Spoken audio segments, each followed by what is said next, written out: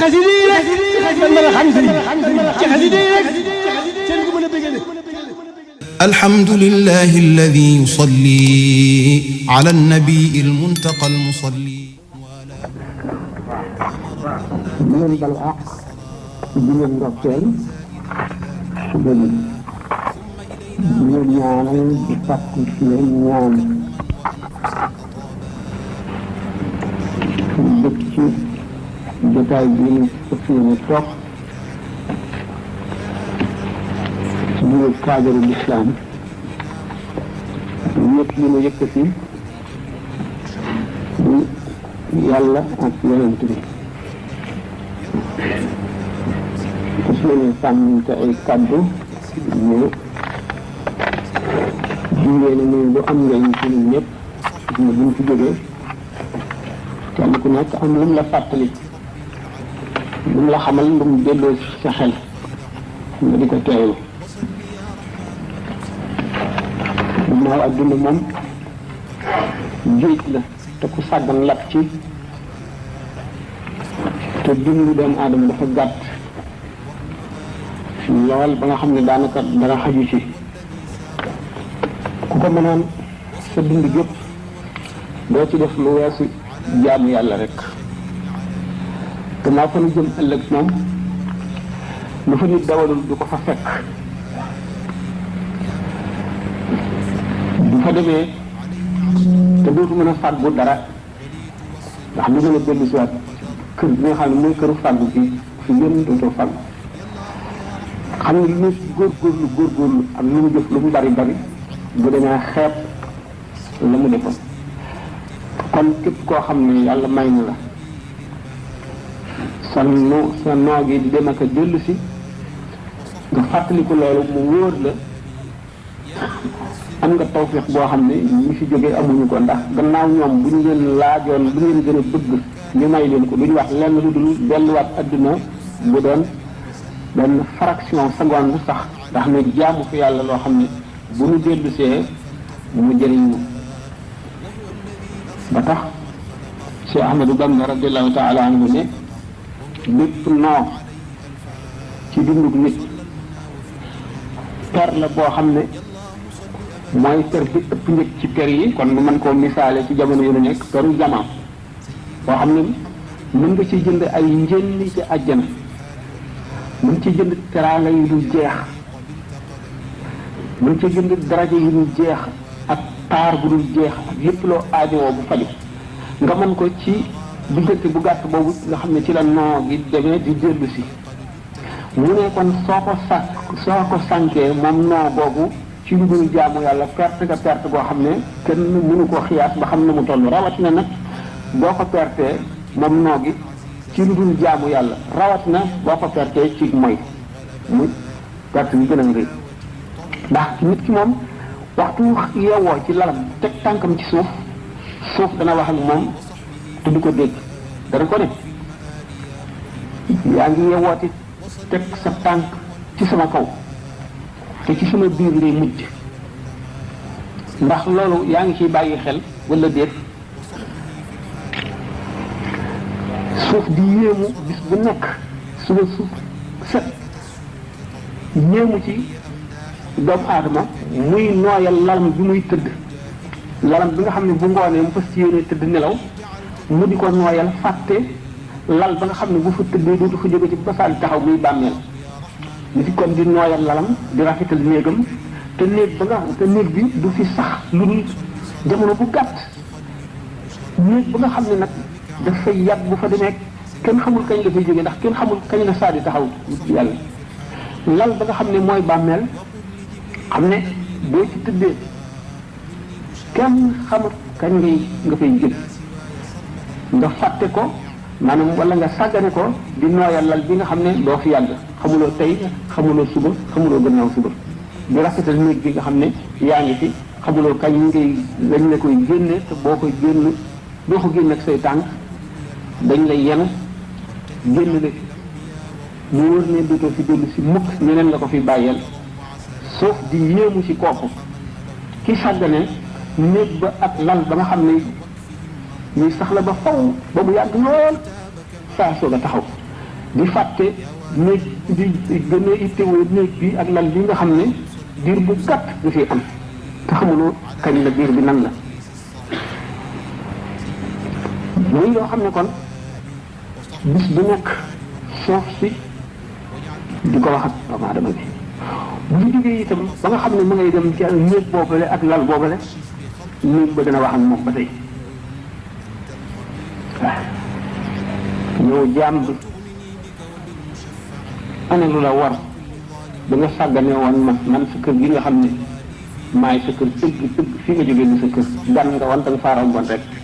fii nga jëm si woon ana lu la ko fàtteloo ba nga sàggane ko ba toppatoo woo ko ana lan moo waraloon nga fàtte ma xel mu gàtt rek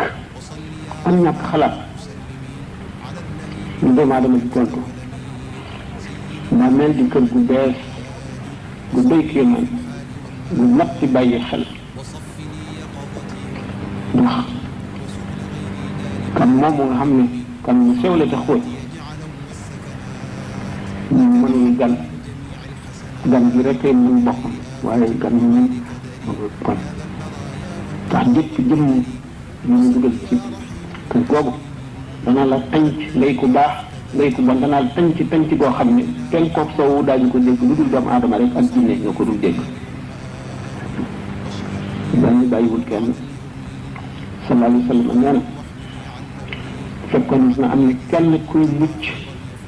ci tàncu bàmmeel kon Saad ibnu Muaaz mucc ci Saad ibnu Muaaz mi nga xam ne keroog ba mu faatoo juróom-ñaar ci junniy malaayika wàcc nañu ñu ubbi bunti asamaan yëpp ñu bunti àjjana teewul suuf si nag ko nag boo xam ne yonent bi sallallahu alayhi wa sallam waxtaane na ko alayhi salaatu wasalaam mu def nag ba toll si jamono joo xam ne lu doy waar la yonent bi sallallahu alayhi wa sallam daana ko wax di avertir nit ñi man ñu baax ni fi nekkoon mosuñoo dañ di ko fàttalee di ko waxtaane ngir delloo si ci xeli nit ñi rek waaye du muy gën a yàgg nag ñu di ko gën a fàtte di ko gën a sàggane am lu nekk sunu kanam bis bu ne mu bees di nu fàbbi rek nu am ay bëgg-bëgg yoo xam ne amul yemukaay am ay mébét yoo xam ne amul yemukaay loolu lépp bis bu ne mu bees ci sunu xel bees ci sunu xol ñu di koy yéewtu te duñu ko jot mukk mu fàtte loolu nag la nga xam ne mooy dëgg koo xam ne du randu mukk du toxu du wàññiku te du dañ mukk te jaam bu ne dañ ca jaari ak foo mën a jaari dañ ko jaari sëñ Tuuba radiyallahu taala anhu misaal na ko ba tey muy jamono jii ñu ko yonent bi sallallahu alayhi wa sallam daan misaale booy julli sax ñu ne booy taaya mujj taaya da nga jàng suñu borom naan muslu ci yow sa màgg gi musal ma ci ayu Masiix Dajjal Masiix Dajjal seytaane si boppam la soo xam ne seytaane yi ko fi njëkk waaye moo ëpp doole seytaane dana demit bàyyi fi seytaane waaye mooy seytaane si gën a mag seytaane yi jamono yonent bi alayhi salaatu wasalaam amoon na ko nit daan defoon ne mooy Masiix Dajjal muy Ibnu Sayyad Saafi Ibnu Sayyad waxtaane naa ko ci ay conférence yu bari Saafi yonent bi sallallahu alayhi wasallam am na jëmmi jamono sikki sàkk woon na ndax mooy Masiix Dajjal bi ñuy wax wala déet waxtaane nañ ko ay yoon bis bi nga xamee ne xam ngeen ne ku yàlla yónni ci mbindeef yi ni ngay ittewoo lu jubal mbindeef yi ak ni ngay bañee lu leen dëngal lu leen jaarale ci yoonu safar mu ittee loolu yonent bi sallallahu alayhi wasallam mu nekkoon xale bu toll ci fukki at ak ñeent juróom ak yooyu daan def yu kéemaane di wax yu kéemaane sallallahu alayhi wasallam jóg ñu di ko seet ba xam lu mu làmboo keroog waxtu takkusaan ñu ko fekkee ci ay xale la ay moroomam muy fo yonent bi sallallahu alayhi wasallam doxe ko gannaaw dóor ko ci mbagg boobu mi ngi ànd ak Seydina Omar ak Seydina Abdullah ibn Omar radiyallahu anhuma bu ñu ko dóoree mu siggi ne wëlbët jàkkaarloog moom mu ne ko xam nga ne maa yonent bi yàlla yónni ci jaam yi mu ne ko waaw xam na seede naa ne yaay yonentu arab yi moom comme yahut la woon génn dugalul boppam ci ñu yónni Muhammad sallallahu alayhi wa sallam ci ñoom yonent bi sallallahu alayhi wa sallam ne ko nëbbal naa la takkam lu ma nëbb fekk yonent bi sallallahu alayhi wa sallam mu ngi nëbb aaya jooju suur duxaani fartaq yow ma tasma'u bi duxaani mubiin Saafi ne ko ku wa dox doxale ci duxaan maanaam daanaka xam na li yonent bi wax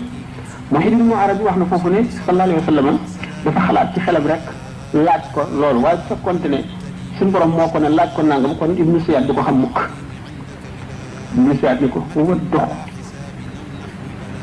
mu ne ko yow li lay dikkal na mu demee mu ne ko ñaara may dikkal kenn ki lu ma wax dëgg la ki ci def dana ma war mu ne ko laqad xullita al amru alayka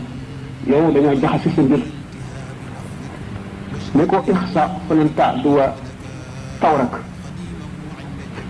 sori fële doo wees fa nga war a yem noonu sallallahu alayhi wa sallam itte woon kii Saafi ibn Siyaad dañuy benn bis mu jóge ci mbooloo mi mu ànd Seydina Omar a ngi ci ba tey mu dem ci benn tata ci tata yahud yi nga xam ne ñoo wër Madinatul Munawwara fi nga xam ne fi la ibn Siyaad nekk yonent bi sallallahu alayhi wa sallam ak ñu mu àndal ñuy làqu ci garab yi tàndarma yi di yoot di làqu di yoot waxtaan naa ko ay yoon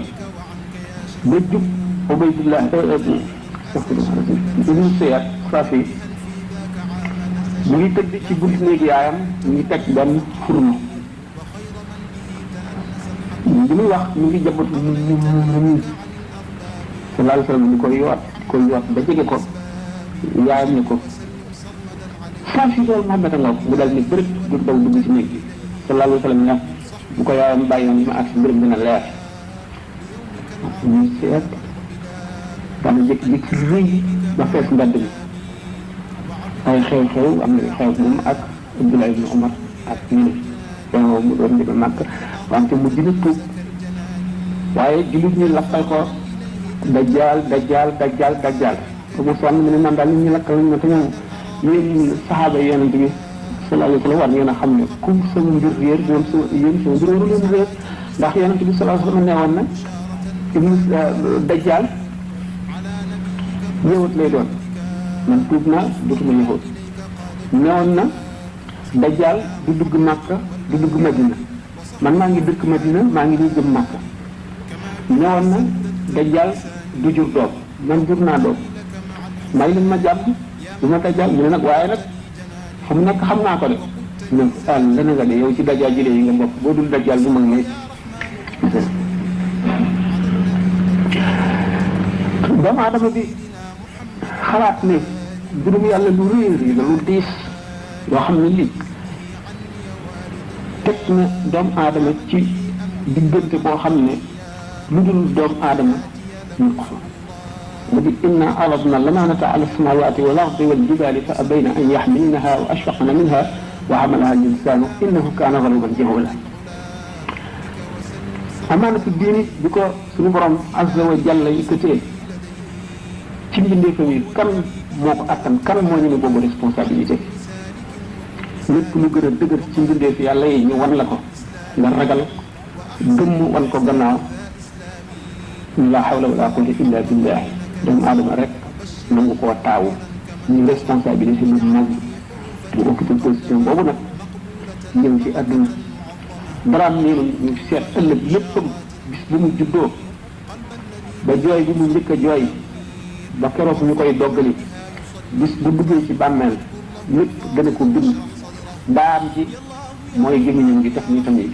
xalimaam bi mooy baaraamam bi càngaay yi ñu ko sànni ci la koy bind mooy këyitam lépp nag ñaari malaayika ngi nekk ci ñaari mbaggam yi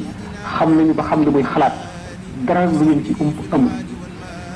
kii bind ci baax kii bind ci bon kii bind caaxaan kii bind wax ju dul dara kii bind wax joo xam ne dafa bari dox diggante nit keeg xalaat yàlla wala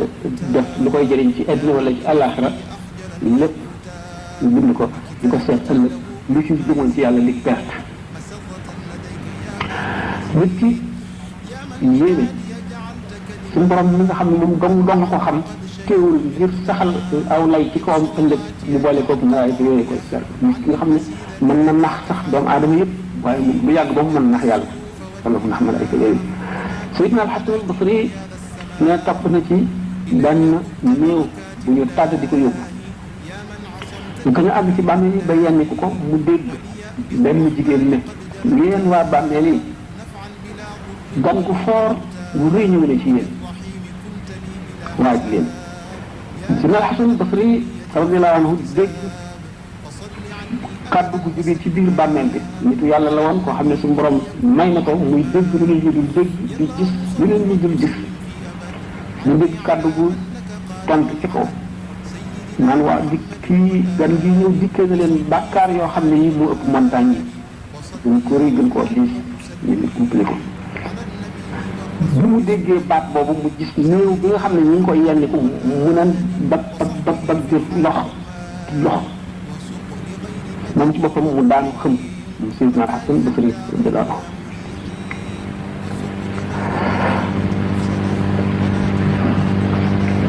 doomu aadama bi xalaat diggante boobu li fi xew te buñ ko seetee fii roo xam di rote lu muy tiis ak jaar-jaar yi mu fiy jaar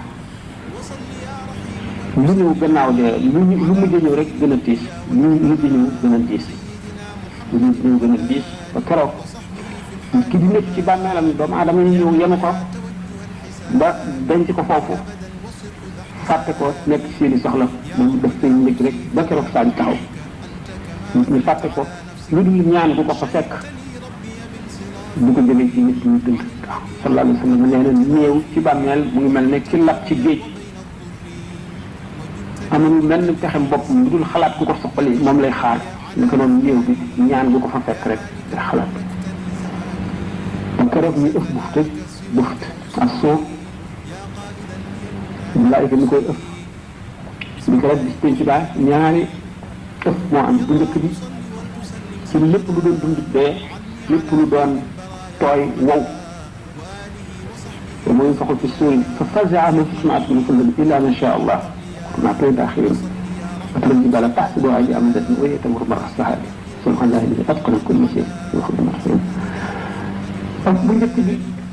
la lépp di raar alquran li mu setti mooy illa man sha allah lépp xam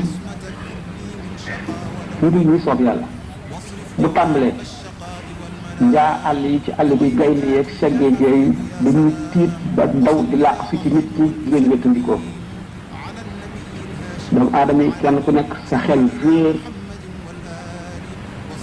ñu continuer di ëpp ba lépp sedd adduna bi di ngelaw ñeen fukki at ñu soog a ëpp ñaareel bi ñett dekki suur bi maanaam bëj lu mel ne bëjjën boobu nga xam ne moom la malaayika yi sax war koo ëf roo yëpp daje ci biir bëjjën bi xam ne bu ko ëffee mooy ëfu ñaareel bi roo yi tasaaroo dal ci bàmmeel yi doomu aadama yi bu ko commencé ëf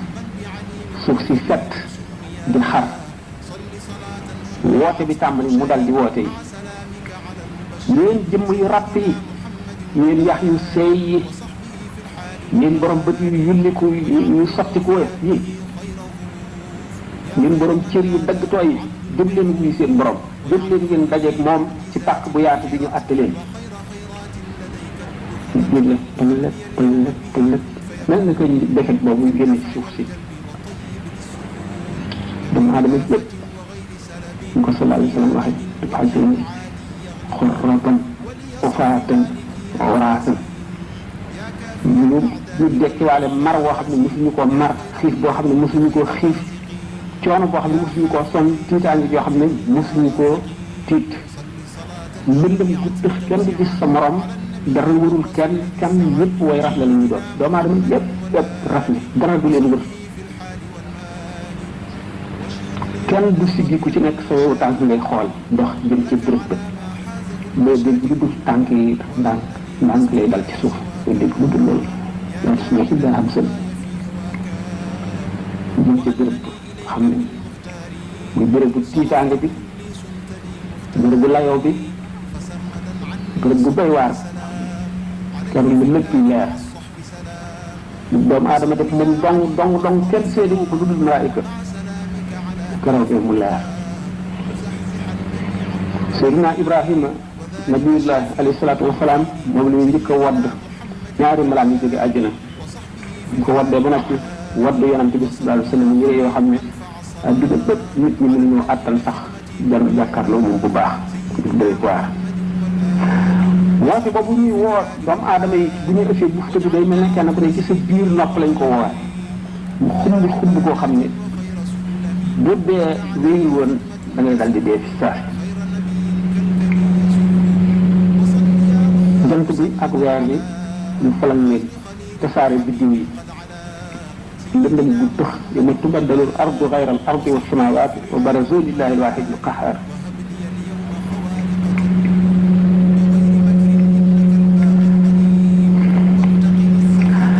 bu nit ñi dekkee ñu tàqalikoo la ñuy doon kenn bokkul sa morom melo kenn niroowul ak sa morom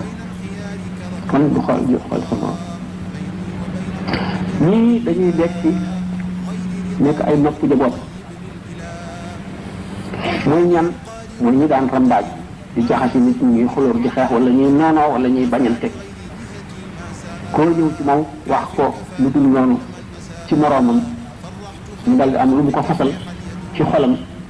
ak lu muy jëflanteeg moom te bu dul woon wax jooju loolu du am loolu bu ñuy dekkee ay noppi jaboot la ñuy doon ñuy dekki di ay mbaam xuux mbaam xuux ñoom mooy ñi daan lekk riba ñoom la ñuy sàbbi ci melo woowu masxalin ci leen melo woowu ñii day muy saxabone ci léegi ala wujuhihim doo ko mas a saqar ñii la ñuy dekki bu ñu doxee seen tànk day jëm kaw seen kanam gi dañuy këpp ci suuf di ko doxee di jot ci ñu mbott ñun ñooñu daan lekk riba ñii bu ñu dekkee dañuy gumbo qaala rabbi lima hashartani a'maa wa qad kuntu basiiran qaala kazaalika atatka aayatunaa fanasiitahaa wa kazaalika al-yawma tunsaa wa kazaalika najzii man asrafa wa man jaa'a bil-'adli wa azaabu l-aakhirati ashaddu wa abqaa ñooñu daan jeñ ci àtte ñuy dekki tëx ñi nga xam ne dañoo giseen seen bopp yëg seen bopp naw seen jëf jàpp na ñoo gën ñeneen ñi dekk di yëy seen lam yi mu bocc ko ba agsi ci seen ñoom tànk yi ngeen li di sotti ko ñu xew ku ne kenn mën leen a jege mooy borom xam-xam yi nga xam ne li ñu daan wax dafa wuuteeg li ñuy jëf ñii ñu dagg seen cër yëpp seen tànk ak seen loxo ñuy bërëwu ñooy ñu daan lor seen i dëkkaale daan lor seen i dëkkandoo bu ñu dekkee duñ am loxo duñ am tànk dañuy bërëwu ci dagg bi ci par dadd bi ci puso yi ak lancet yi ci xali safara yi ci la ñuy bërëwu duñ am tànk duñ am loxo ñii ñu solal leen ay jàllaabi yoo xam ne goudron la bu bax mooy ñi réew amul dara ci woyof dañu rëy ñii ñu ndaaj leen ci lu mel ne ay garab ci biir safara ñuy yëngal garab yi di dox ànd ak moom mu ñooy ñi daan agent secret di dem ci buur bi di boole ay nit wala kilifa réew yi di boole ay nit diw nangam lay def diw nangam diw nangam ñi nga xam ne dañoo toppoon seen bànneex lu leen neex rek ci lekk ak naan ak wax nga xam ne duñu xalaat dara duñu wattandiku dara nu mu leen neex rek yàlla may leen wërsëg ñu di ko noosee ñooy xasoo xet goo xam ne nit ñi li ñuy nekk ci tiis xet boobu dañu leen lor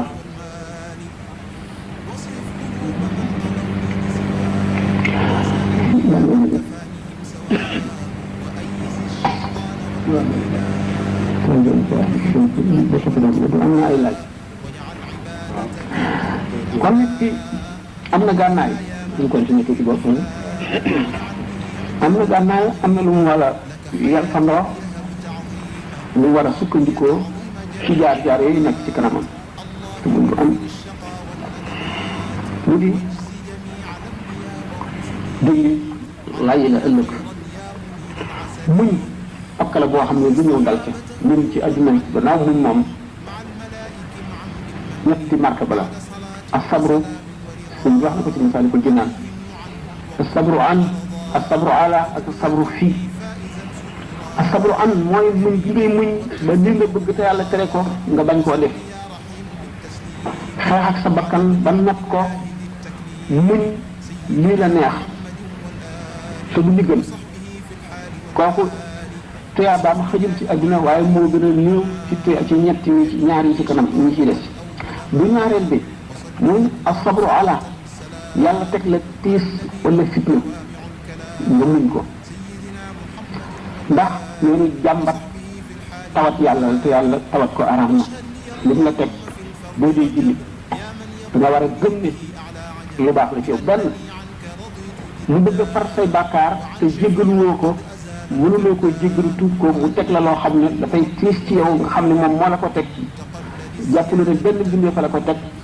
mu faxas sa bàkkaar yooyu wala mu yéene la ëllëg daraja joo xam ne wala jàmm joo xam ne ci bis bu nga xam ne ci la jàmm ci jafee te sa jëf mënu caa àgg mu teg la tiis woo xam ne moo lay joxi daraja yooyu ni sallallahu alayhi wa sallam waxee ne dana am doomu aadama yoo xam ne dañ leen di yeew ci buum ay càllale di leen xëcc jëmee àjjana ñu déndoor ñu leen di xëcc bañ mooy ñi nga xam ne fu su ñëwee jëf ju leen mën a yóbbu àjjana mooy leen safara yàlla teg leen tiis bi nga xam ne naqari na leen bañ ñu ko te tiis boobu moo leen di yóbbu àjjana moom la misaale dañ leen a yeew ci ay càllale ak i buum di leen xëcc jëmee àjjana ñu bañ di daas leen di tiiru sabru ala tayam ëllëg ci daraja ci xéewal ci yee ci teraanga kenn xamul nu mu toll moo ëpp sab ñun li mu njëkkoon wax catégorie ñun bi ñu waxoon sànq bi li gën a kawe mooy asabru fii rajulu man yasbiru fii baliyatin wa ni'amin haythu tafi fa rajulu man yasbiru fii baliyatin wa ni'amin haythu tafi dëgg waaja mooy ki nga xam ne bu ko musibaat balaa dalee bu amee xéewal gi gën a màgg ci xéewal yi ñëpp day muñ fii nag mooy asabru fii mooy muñ ci xéewal yàlla xéewal la wërsëg bu bari ak jàmm ak aafiya nga dellu ci sa bopp ba loolu du feeñ ci yow yaa ngi ciy génn xaq yàlla di ci dimbali ñi nga war a dimbali newuloo fokkuloo sa bopp yëkkatiwoo sa bopp teg ci kaw nit ñi defe ne yaa leen gën dangaa dellu si ba tolloog ñoom yem fa nga yemoon déclassé woo yaa ngi ci classe sociale ba nga xam ne ca nga nekkoon bi xéwal bi ñëwagul yaa ngi ca ba tey doo fàtte ñi nga xamoon démb te lay dimbalee di sarxe di joxe addiya di dimbali ñi nga tane di xettali ñu nekk ci tiis kooku muñ googu mooy li gën a jafe ci muñ yi lu gën a bari ci nit ñi bu ñàkkee rek yàgg ñu am maanaam rek yu wolof di wax bu ñuy lekkee bajantu mooy bu ñu saxee béjjën rek dañuy daane ñuy dal di wax du ma sa morom di nangam maa la nii maa la nee dañu mooy li gën a jafe ndax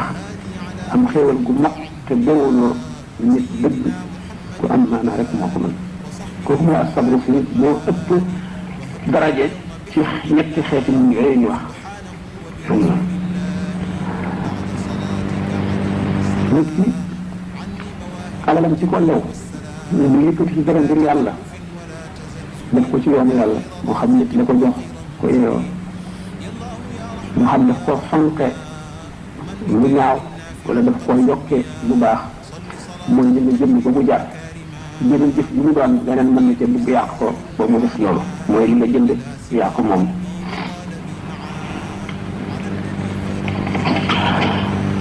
jullit bi kon waru la ñeetaane waru la ragal ndax bu fekkoon ne yàlla def na ko mu dund tax lu lafañ di raam morom yëpp ak ñi ko wër wér nekk ci jàmm seen cër yëpp mag ñu am xaalis bu dul jeex xamul ku ci yëpp xéewal ñoom ndax li ko dal lépp ci dundu adduna gi rek la bu gàtt bi tey ci bari mën na dañ li tax yàlla teg ko xamul lu mu doon mën na am bu ëllëgee du ko seetal dara yonent bi sallallahu alayhi wa sallam nee na taxawaayu bis penc bi juróom fukki junni at yooyu nee na am na ñoo xam ne julli ñaari rakka ko gën a tiis ci ñoom te ñu yàlla tegoon tiis ci àdduna boo mën xiyaam yi képp ko amoon aafiya da nga leen ñee ndax seen tuyaaba ju màgg bi nga xam ne kenn mënu koo peese kenn mënu koo wàññi kenn mënu koo natt kenn du ko mekk rek dañ leen koy jóoral rek te ñoom sax amuñu ay balance yu ñu peese seen jëf yu baax ak yu bon amuñu tee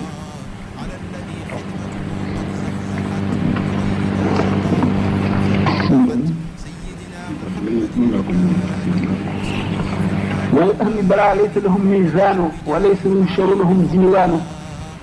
ñu suñ borom tegoon ay balaa ci adduna bu ëllëgee ñoom lu ñu taxaw ca kanam balance ya ñu seet li ñu jëf ci lu baax ak li ñu jëf ci lu bon ñu amee loon xaq duñ leen taxawu di jël seeni xaq ci ñoom amuñ sax téere yi nga xam ne ci la ñuy seet nit ki ndax صل صلاة بشكوري تشهد مع سلام بفلاحي يشهد moom tiit dana tax yooyu yëpp ñu seetal ko foofu lépp loo xam ne xalaatoon na ko ba mu waxal ko dara rek bu ëllëgee du ko gis ci see ko nag jox na ah iman nag alladina yuminuna bil xaybi gëm mu ngi amu ci kumpa loo gisul làmbuloo ko daj ko xëy ñu la xamuloo fu mu nekk loolu mooy al imaanu bil xayb dañ lay wax rek nga gëm ndax xel fa mu yem gàtt na ngëm ma ko sut fu mu mën a àgg ndax da ngay gëm yàlla gëm ne yàlla am na mosuloo koo gis mën loo fexe ba gis ko baax laa tudrikuhu l-absaar wa huwa yudriku l-absaar wa huwa l-latiiful xabiir waaye yow gëm nga ne am na ngëm leeru xol la xolay nangu xol la yàlla di bindee melo woo xam ne borom dafa war a texe ëllëg liñ ko wax te kenn wanu ko dañ ko wax rek mu dégg ko mu gëm ko nangu ko ba wóolu ko ba gën koo gëm li muy teg loxoom di ci teg bëtam ndax bu fekkente nit ki xel dana yee nit dana ko gundi dana ko wommat waaye am na foo xam ne àggu fa ndax xel bi ci àdduna la tàmbalee te ci lay yem li ngay gis ci àdduna ci ngay xiyaas lañ lay wax ëllëg bu ko defee xel mi mën na leneen loolu mënu la nekk buñ ne lee Europe gépp ak Asie ak Afrique ak Amérique Australie mën na dugg ci butéel bii boo ko xiyaasee ci li ngay gis ci àdduna da nga naan mënu la nekk te ne li may faral di misaal rek le monde des dimensions maanaam adduna bii nga xam ne distance yi ak réyaay yeeg tuutuwaay yi moo ci nekk ñu di ko jàppee adduna boo xam ne demunu fa muy mbiru roox rek bu boobaa réyaay boobu ak tuutaay boobu jege boobu ak sori boobu dootu am te yu ci bari bu ñu la ko waxee boo ko xiyaasee ci li ñuy gis ci adduna yu ci bari yenn yi da nga naan xaw ma ne muy amee wala mënu la am waaye nag yow mi nga xam ne amuloo xam-xam boobu doy na rek qudratullahi kàttanug yàlla nga xam ne gannaaw yëmuwul fenn te dara mënu koo të nga daal di nangu rek loolu lépp ndax nit ki li kéemaane fi moom rek mooy lu ñu mësul a gis yu mu xamut waaye lu muy gis lu mu yéeme day dem ba miin ko ba nga xam ne dootu ko waar sax dee dara gënu koo tiis waaye dem nañ ba dañuy yenu ku dee dem suul ko dellu si toog suñu kër di waxtaan du ñu yàqal dara dañ koy dal di fàtte sax du tax dañ koo miin rek nit ki bu mosul woon a gis jaan wala luy niru jaan ñu ne ko am na luy dox te du am benn tànk mu ne lu amul tànk na muy dox loolu nga wax waaye gis duñ koy gis du ñu yéem du ñu waar ko yàqal kii ñu bari noonu safara ku ko mosul woon a gis mosuloo xam luy safara ñu ne la am na day loo xam ne boo ci jàppoon lu toll nii mën na lekk dëkk bi yëpp bu gisatul lu mu lekk daal di dee loolu mënul nekk ndegam ci adduna kon moo am yoo xam ne dañ koy niin rek ba nangu ko waaye buñ ko mosul woon a gis da ngay defe ne lu mun la am la rawatina beneen monde maanaam beneen adduna beneen kawnu boo xam ne dafa opposé bii maanaam dafa safaanoo bii rasan ala aqil xam ni kon yow ma xiyam yi ñu ci wax yëpp lu mën a nekk la ba nit ki bu fekkente ne sax jaamu na yàlla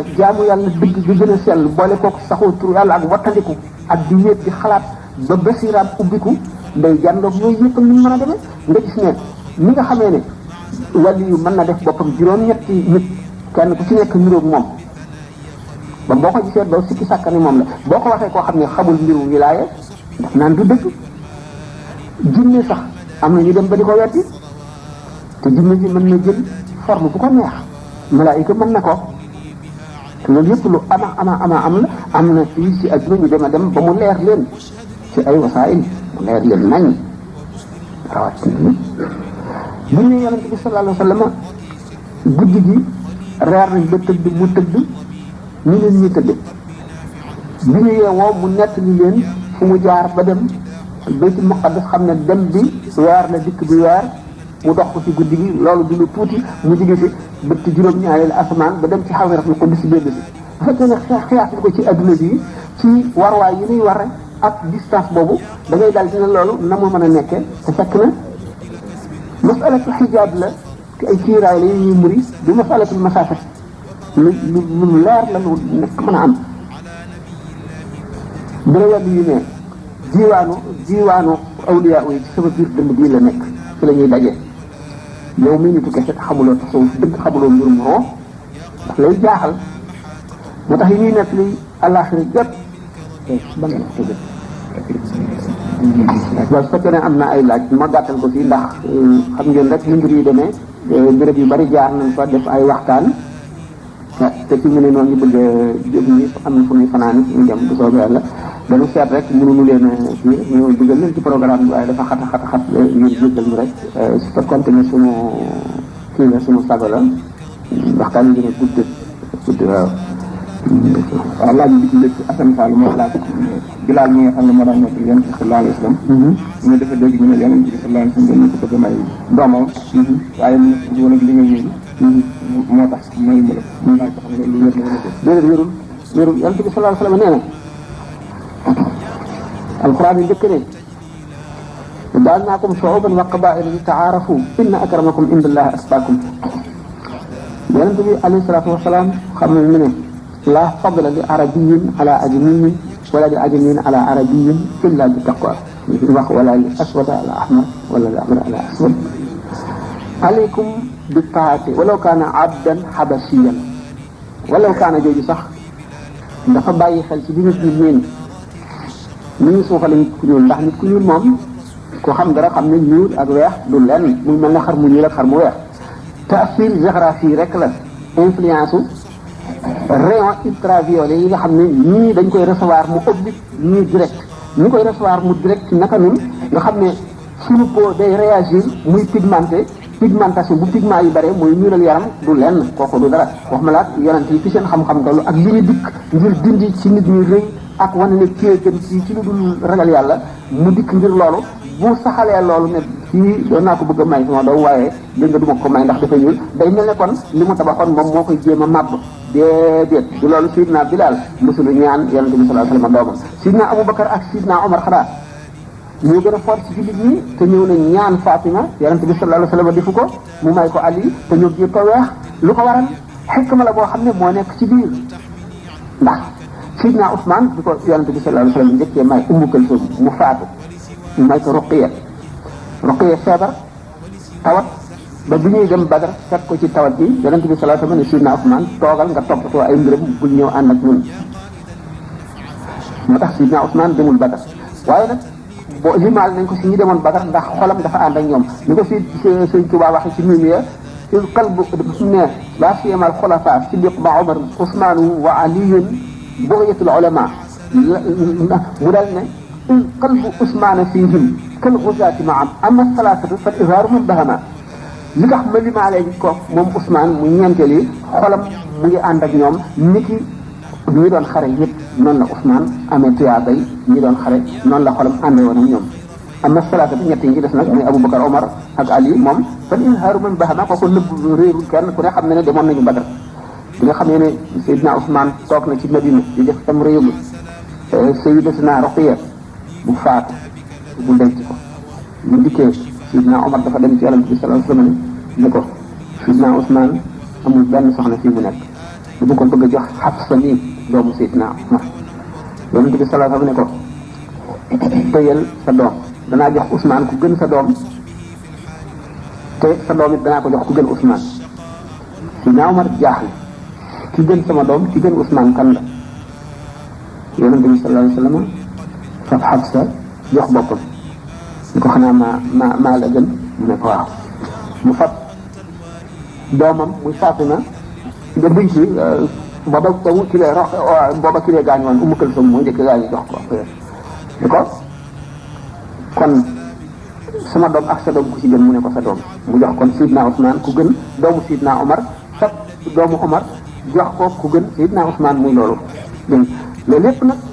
maanaam politique bu l'islam la woon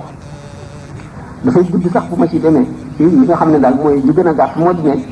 loolu ñu xalaat sore naag li am Sidna Bilaal musul woon ñaan yonent bi sallallahu alayhi wa sallam doomam xelam xalaatu ko Sayyidatuna Fatima ñi ko jiitu nag ñi ko jiitu du ñuy juddu yonent bi sallallahu alayhi wa sallam xalaatu sax ñenn ñi booba yónneeguñ ko ñenn ñi booba xalaatu ne dana génn Màkka sax nekk na bi nga boobu te jamono yooyu ñooñu Sidna Abubakar jëndegul Sayyidina Bilaal te ba di ko ci leen ba di ko waaw kon loolu weddi na loolu bi nga xam ne nag dem nañu Madina te nga xam ne doomu yonent bi sallallahu alayhi wasallam yëpp joxoon nañ leen yeneen Sayyidatuna Fatima fa nekkoon te Sayyidina Bilaal mosu koo xalaat Sayyidina Umar ak Sayyidina Abubakar ñoo ko mosoon a ñaan waaye mosuñu koo ñaan loolu kon ñu wax lépp nag sore naag li am dara sosowuti sëriñ Xaadim Fay moom day laaj mu di dégg ñu ne bu saa taxawee waaye du faale doom dëkk du faale jabaram ndax loolu dëgg la wala déet ci ci tamit mooy sëriñ bi nga xam ne asalaamaaleykum wa rahmatullahi taala wa barakatuhu yéen mbooloo bi ñoo ngi leen di gërëm bu baax ci teewaay bi te di leen jox ndigal loo xam ñu ngi tukkee ci président daayira bi muy xam ne ni ñaar ñoo ñi nga xam ñoo yor mbuus yi di wër mbooloo mi ndigal lañ ci am kenn koo xam ne ci am nga yéene joxe at yi ak partibam loo leen jox dina acte bi jërë ngeen jëf ci tey moom sëriñ bi nga xam ne dafa am ay taalibe ñu ko jox di ko liggéeyal di ko jox addiya bu boobaa na muy demee Alxuraan moo wax loolu yawma yafirru al-mar'u min axiihi wa ummihi wa abiihi wa saahibatihi wa baniihi li kulli imri'in minhum yawma'idin sha'nun yughniihi loolu luy am la inna zalzalata as-saa'ati shay'un 'aziim yawma tarawnahaa tadhalu kullu murdi'atin 'ammaa arda'at wa tada'u kullu zaati hamlin hamlahaa wa tara an-naasa sukaaraa wa maa hum bi sukaaraa walaakinna 'adhaaba Allaahi shadiid waaye loolu ay jamono la yi am ci jamono yëpp ñi nga xam ne muy sëriñ si nga xam ne mënal nañu seeni taalibe dara fii lañ koy liggéeyantee ba mu leer loolu moom maa ngi ko nangoo booba ba ne laa moom man moo tey ji la ayamale ci maam Cheikh Mbaye benn bis mu jógee ca kër Buxaari yi naar ba daan jaay téere yi nee na mu dikk ne naar bi de li ma doon laaj naan ma waaw gannaaw sallallahu alayhi wa sallam nee na doomu aadama bu nekk da nga jaar ci juróomi tolluwaay yoo xam ne doo tal kenn lu dul sa bopp ñun ñi nga xam ne da ngeen a bëgg a jàllale seen bopp jàllale leen mbooloo na ngeen di def nee ma ne ko xanaa yow xamuloo dara kuy nekk ba booba nga di ko jéem doo ko mën fii nga koy waxanteeg sama borom ba mu leer sooy ba bañ nga gis bañ dina dégg waaw loolu day am kon loolu ñu wax dëgg la mooy li ñuy wax l'état général maanaam mooy li kii rek bokkul ak particularité yi daal ci misaal ay diggante la it yoo xam ne dañ koy weesu dégg ngeen sànq may wax ne Seydina Omar bi mu wax Kaab naan ko waar ma te mu ne ko boo dikkoon saa ak bési juróom ñaar fukki yonent da nga am saa yoo xam ne doo tal lu sa bopp waaye kon ay saa lay doon xam nga ni Seydina Omar radiyallahu ta'ala anhu bi mu faatoo Seydina Ali radiyallahu ta'ala anhu nee na amul benn bindeef gannaaw yonent yi boo xam ne dajeeg yàlla ci jëfam doyee na ma ni ma dajeeg suñu borom amee jëfi Omar doyee ñu ne kon Omar ku doy waar te nee ñu benn rafet la ci rafeti Abubakar waaye ñu ñëpp teewul yonent bi settiwul kenn ci dammatul xabri boobu agit tollu ay bis yoo xam ne yi nga gis ndax bu keroogee li lay wan ne tiit bi moom dana matale ba sidna si yonent yàlla Ibrahima ci boppam naan ci borom ay suñu borom maay sa xarit man Ibrahima maay sa xarit sama bopp rek laajuma la xeet li kenn sama bopp rek laa tal loolu ku ne xam ne ndegam Ibrahima mi nga xam ne gannaaw Muhammad sallallahu alayhi wa sallam moo gën ci mbindeef yi moo gënal yàlla ci mbindeef yi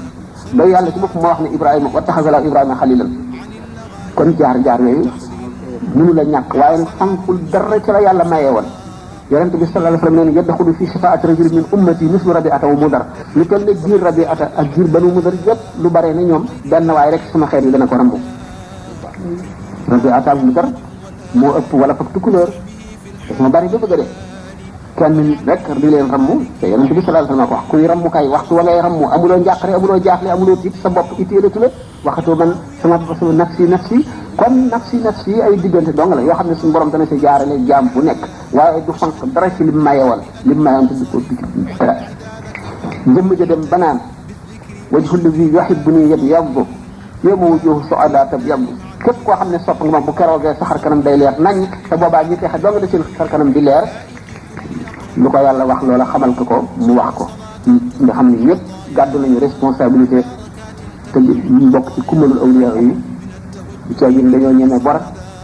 dañoo am pay te li ñuy def lu ñuy làmbatu wala rafet njort leen ci yóbbu ndax ñàkku gor caaxaan lekku ko xëy na ba jaam di am ni jënd ci alalam jaamam jaam bi nga xam ne yoon nangu na ko te loolu diggante bu gàtt la woon ci jamono kooka sañ na lekk ñu xam ndax moo ko jënd ci alalam waaye loola dafa dal di gaaw a weesu léegi gor su nekk yaa moom sa alal bu la nit waxee lu tax ëllëg mu nax la ba lekk sa alal boo yow ma xëyaanee ba nga jël sa xàq ci moom bu la mënu la xettali ñooy nag li ñu def moom dañ ko xam dafa di ay tubaab ñoo proposé mais j'aimerais savoir comment un musulman pourrait s'approcher du mouridisme de la façon la plus correcte ñu dañu de répondre en français ay mbokk tubaab yi nekk ci ñoo doon laaj français la waaw ñu bëgg a xam man la ku nekkul jullit mën a bokk ci mouridisme wala mu jege ko ci façon bu correcte daal waaw ñuy laaj ñu nag ñu bëgg ñu répondre li en français m'excuser je m'adresse à nos frères humains qui m'ont posé une question qui me paraît très importante. Il faut que j'y réponde. Je m'adresse à vous, mes frères humains. Je vous dis que le mouridisme est dans le cadre de l'islam. Donc, c'est tout à fait réservé aux musulmans. Mais c'est une méthode spirituelle. Vous savez que les grands saints sont des médecins. Les hommes sont des malades, mais maladies spirituelles, pas des maladies corporelles, mais des maladies spirituelles. Cheikh Ahmadou Bamba est parmi ces médecins. Il a ces méthodes de guérir ces malades qu'il avait établies en parfaite connaissance de cause, étant un chef spirituel d'une catégorie supérieure. Avant d'établir cette méthode qui est appelée le mouridisme, il avait beaucoup écrit pour enseigner sa méthode qui lui est propre, pour laquelle il n'a imité personne, mais qui lui est personnel, parce que les grands saints qui ont appelé à leur voix, ils ont chacun sa méthode. Il a établi donc dans le cadre de l'islam seulement cette méthode. Si quelqu'un a le désir de l'appliquer en lui-même, dans le cadre de la spiritualité générale, ça revient à une éducation parfaite. L'homme doit s'éduquer parce que dans la vie, il y a toujours des leçons que l'homme peut tirer de ses actions, des événements auxquels il assiste, des observations qu'il fait lui-même, des faits qu'on lui raconte, puisque l'homme n'est jamais parfait. Tant qu'il est en vie, il a toujours des leçons à apprendre, des comportements à adopter. Si Cheikh Ahmadou Bamba appelle ses adeptes à être corrects dans leur vie commune ou individuelle, on peut bien imiter ces méthodes. Il a beaucoup écrit, il y a un ouvrage pour les adeptes mourides qui leur donne une ligne de conduite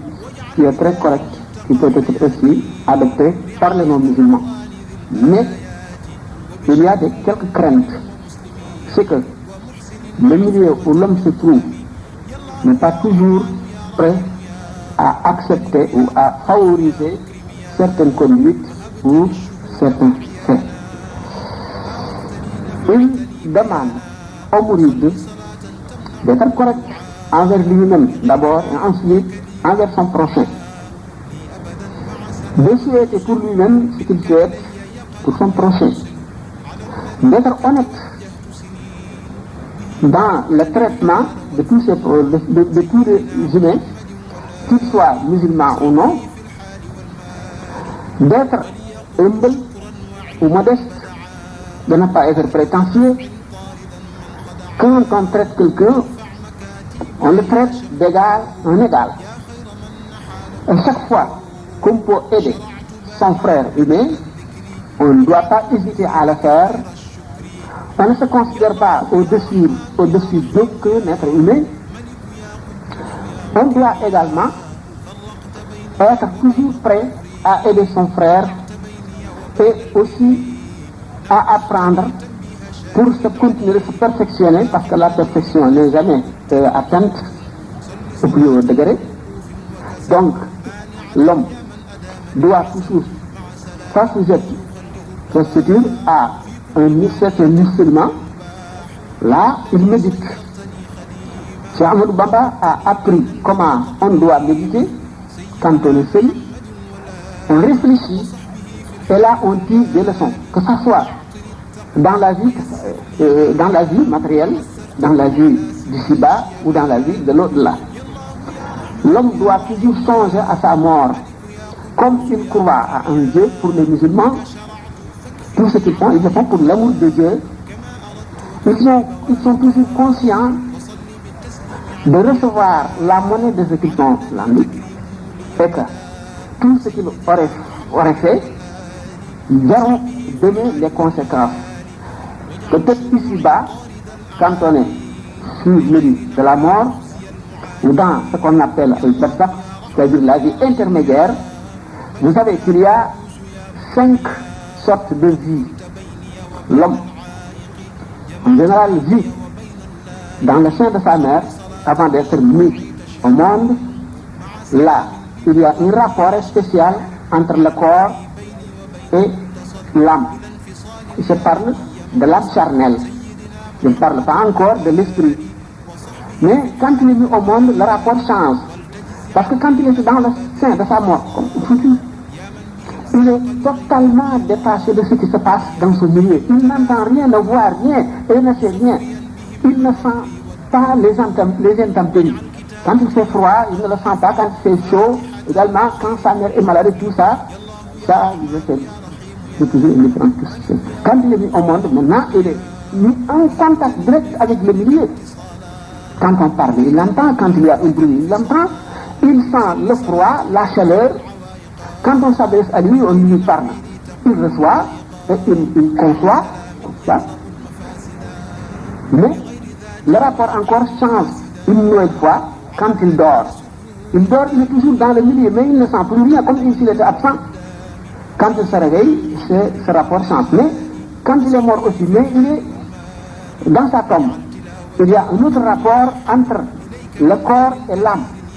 Là, l'âme se détache totalement du corps, sorte que le corps peut toujours devenir poussière, mais l'âme reste intacte. Et quand il sent quelque chose, il le sent dans sa tombe, comme s'il était vivant. Ce rapport aussi change une dernière fois le jour de la résurrection. Vous voyez, la méthode de Cheikh Ahmadou Bamba invite l'homme pour être prêt à s'adapter dans chacune de ces situations. Pour celui qui n'est pas musulman,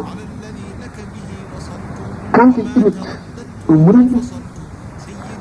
il y a une éducation qui s'arrête ici-bas. Parce que les conceptions ne sont pas les mêmes. Pour le musulman, il y a au-delà des choses dont le prophète lui avait parlé. Lui, il a juste foi. Il s'apprête à s'adapter à ces choses et puis à se comporter comme il se doit, le cas échéant. Mais pour le non-musulman, qu'il soit libre penseur, qu'il soit déiste, qu'il soit matérialiste, ici-bas. Il a des rapports avec ses prochains hommes. Là, il doit apprendre comment il se comporte avec eux. Ce qu'on appelle en arabe le suluk. Pour un mouride, quiconque est toujours capable de le tolérer parce que il ne s'acharne pas, il n'est pas âpre au gain. Parce qu'il est complètement détaché des choses matérielles d'ici-bas. Quand on est détaché des choses d'ici-bas, on ne souffre pas de la maladie, encore moins de la pauvreté. Quand on est maltraité, on ne souffre pas. Pourquoi? Parce qu'on vit autre chose au-delà de cette vie humaine. Donc on se réduit contre toutes les difficultés de ce bas monde. Si on n'est pas attaché à la fortune, on peut tolérer n'importe quoi. On peut rester tranquille dans n'importe quelle situation. On doit patienter toujours. Parce que nous considérons que quand quelqu'un se montre injuste envers nous, on nous fera justice demain devant Dieu. Si vous représentez ce que c'est que cette justice devant Dieu, cette offense paraît insignifiante et même négligeable. Tu n'en tiens même pas compte. Et il y a un degré, une fois atteint, l'homme, dans l'amour de Dieu, est devenu anéanti, totalement anéanti. Donc, si comme rien ne l'a concerné ici-bas, alors là, si l'homme est détaché donc des choses d'ici-bas, il n'aura pas de rancune pour n'importe. Celui qui se montre injuste envers lui, il le tolère. Mais il n'a même pas besoin d'être toléré, mais il est indifférent. Il est indifférent parce que il voit qu'il sera récompensé de cette offense demain. Et il pardonne même celui qui se montre injuste envers lui. Il le pardonne parce que s'il le pardonne, moyennant une récompense immense demain. Donc pour le non-musulman, il peut adopter le bouddhisme, mais pas dans le vrai sens du mot, mais dans certains côtés. C'est-à-dire être patient, juste, honnête, tolérant, être humble ou modeste, etc., etc. Il y a beaucoup de principes dans le mouridisme. Alors, vu le manque de temps, on ne peut pas se lancer là-dedans, parce que ça nous amène un peu loin. Or, il y a nos frères qui nous écoutent, et ils ont des pas, parce qu'ils sont des moyens limités aussi, il faut que je continue de les parler, ils ont des questions, alors qu'ils me posent, il faut que je réponde dans la mesure du possible. C'est pourquoi, alors ce qui m'empêche de continuer, alors en fait, mais peut-être, je peux le résumer, ça pourra vous être utile. Quand l'homme ne s'attache pas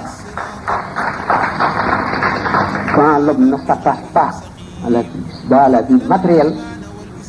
il tolère tout. Il est devenu fort. On ne peut pas le menacer. Mais il n'a pas de désir coupable au point d'être exploité ou corrompu. Vous voyez donc, c'est de l'énergie, ça donne à l'homme l'énergie qu'il faut pour résister à toutes les tentations et à vivre honnêtement jusqu'à la fin de sa vie. Donc, le mouridisme a cette utilité forte, ce fruit, pour les musulmans dans le cadre de l'islam et pour les non-musulmans aussi. Il y a bien des caractères, il y a bien des qualités qu'on peut imiter et ces qualités nous serviront dans la vie d'ici-bas. heure bi jot jeexam xanaa koy laaj sabon takke bu waaga juróom-ñaari faral nañ koy laaj waaye dafa doy waar léegi naa ci wax tey loo xam ne sax daaw ma ko wax waaye du bari juróom-ñaar benn bu njëkk mooy bismillah boo ko wàññee bu bindee alif bi ñu asaf juróom-ñaari xarf la buñ ne lépp loo xam ne yaa ngi koy def te andul juróom-ñaar ñi tàmbali woo ko lu ko waxee ci bi bay bi am na wa man biha nañ kul ومن تحت باب كل نار تجد بدرجة ما تقول الله سبحانه وتعالى تقول لكم كل شيء ده حيث طبرات في قادم على العادات تقول من كل جالس منفصلا ولا منبهر مع حاجة فلا يكون خائبا ولا منفصلا ومن am na ci benn bayt boo xam ne moo lay wan ne bismillah mooy lépp loo ko tàmbali aajo joo ko tàmbali waaw man rama li xaajati toq bëgg laa fekk noonu nañ yëpp la xaal nañ yox balaa da nga xam ne loo xam ne bi boo ko sàkkoo ci aajo rek mu faju te boo ko sàkkuwul ci aajo bi du faju mukk bismillahi rahmani rahim ndax yonente bi sallallahu alayhi wa sallam nee na kullu amrin li baalin laa yubda'u fiihi bi bismillahi fa huwa aqta'u abda'u ajdahu aw kama qaala alayhi salaatu wasalaam kon jullit bi yoonal nañ ci moom lépp muy def ne bismillah bu ko defee aajo bi bu fajoo ci saahir faju na ci baatin bu fajowul ci saahir faju na ci baatin boo ko tàmbaleewul nag gannaaw yëpp bi barke nekku ca fa aajo bi fajowul bismillah bon nan bàyyi nan ko yemale foofu li ci des bàyyi noonu daal juróom-ñaar la wax naa li ci benn bi xëy na du ñàkk bis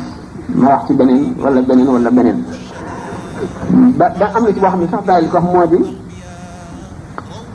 famille di sookum boobu waaw mooy waqafu alquran woowu nga xam ne juróom-ñaari fan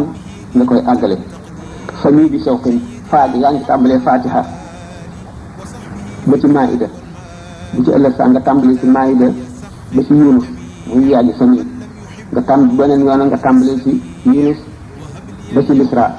beneen yoon nga tàmbalee ci lisra ba ci shuara surtout shuara beneen yoon nga tàmbalee surtout shuara ba ci wasafati beneen yoon nga tàmbalee ci wasafati ba ci xaaf fal qur'an majid bu ci ëllëg sax nga tàmbalee beneen yoon nga tàmbalee ci xaafal qur'an ba mu jeex ñaara ngoog lu foofu la mu ci yëpp salaamaaleykum wa rahmatullahi wa barakatuh kon ngeen jéggal ñu rek ba beneen yoon bu soobee yàlla mën na dogal xëy na buñ fi jël ci ngeen bokk si ñu ñuy jiital ci programme bi bu ko defee waxtaan yi da ngeen a gën a yaatu bu ngeen xamee rek nag nii mu demee da ngeen ñu jéggal ndax fi mu ne dañoo dal di bëggal ci it daal da nga waaw asalaamaaleykum wa rahmatullahi taala wa barakatuh question yi ci bari ci ba tey ma wax leen lenn daal ba ñu jógee ba léegi conférence yi ñu doon def yëpp amu si benn boo xam ne nuroo naag ba ca des bu ngeen fexee ba am cassette yëpp dana mat question yu bari yi ngeen di posé am na fu ñu ko posé ba tontu woon nañ ko da ngeen xam ku tontu yi. يا بر يا غفور يا حليم إني غمر تائب مليم